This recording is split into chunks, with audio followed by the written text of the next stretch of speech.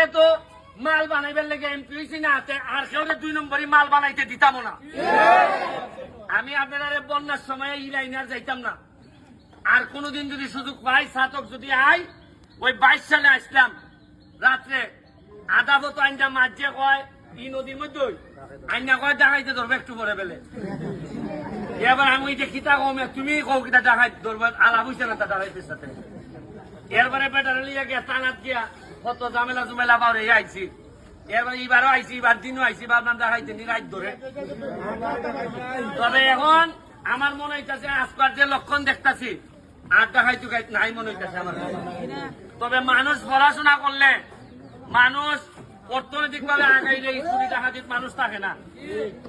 আমি যৎকাল বাড়ছি সরকারি ভাবে জননেত্রী শেখ হাসিনার যৎকাল বাড়েন আপনাদের এমপি চেয়ারম্যান সাহেবের মাধ্যমে চাউল পাঠাইতেছে।